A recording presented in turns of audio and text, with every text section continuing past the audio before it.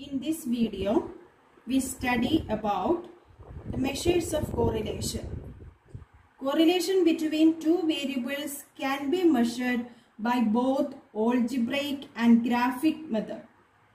Scatter diagram is an important graphic method, and coefficient of correlation is an algebraic method used for measuring the correlation. Then next we see the scatter diagram. It is a graphical method of studying correlation between two variables. In scatter diagram, we have x and y axis, and x values are plotted on the x axis and y values are plotted on the y axis. A pair of values is plotted in the graph, and after plotting that values in this graph, there are as many dots on the graph paper. If these points show some trend either upward or downward, then the two variables are said to be correlated. If the plotted points do not show any trend, the two variables are not correlated. Consider the first diagram. Here, this is an x-axis and this y-axis, and x values is plotted here, y values is plotted here, and we have several pair of values. Each pair of values are plotted in the graph using dot mark. After plotting all the pair of values, we get as many dots in this graph, and that points have some trend here.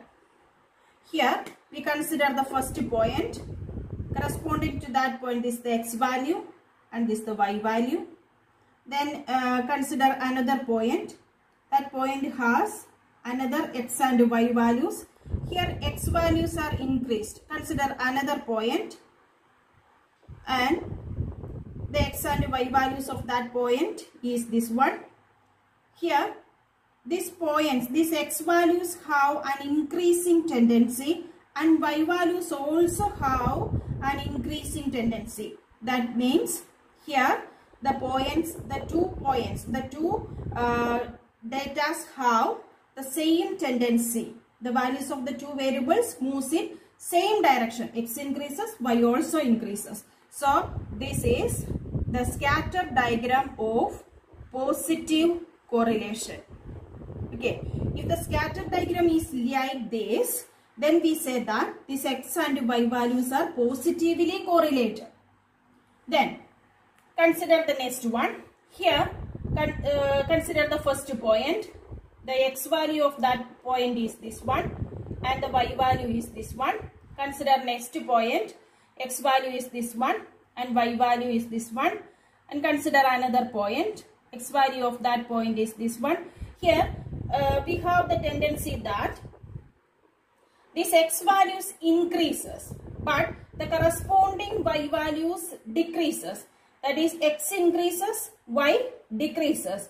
The x and y variables move in opposite direction. Okay, that is, this is the scatter diagram of negatively correlated data. Negatively correlated data. Then consider the next scatter diagram. In that scatter diagram, we does not have any tendency, and the points are scattered all around the graph. That points do not have any tendency, any upward or downward tendency. Points are scattered around the graph. So this is the scatter diagram for no correlation. Here x and y values have no correlation. Here x and y values have negatively correlated, and this is x and y values have positively correlated. These are the scatter diagram of three types of correlation. Coefficient of correlation. Next term here we consider is coefficient of correlation. Coefficient of correlation is an algebraic method of measuring correlation. By using this coefficient of correlation, we get the degree or the extent of correlation between the variables, or we get how much relationships are there. We get using scatter diagram, we get whether there is any relationship between the variables or which type of relationships are there. That is, we get from scatter diagram. But in the case of coefficient of correlation, we get how much relationships are there.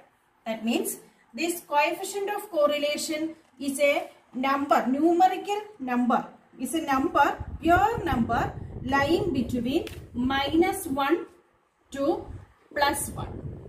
Coefficient of correlation is a pure number lying between -1 to +1. After finding coefficient of correlation, if it is lying between -1 to 0, we get an assumption that is there is a negative correlation between that two variables.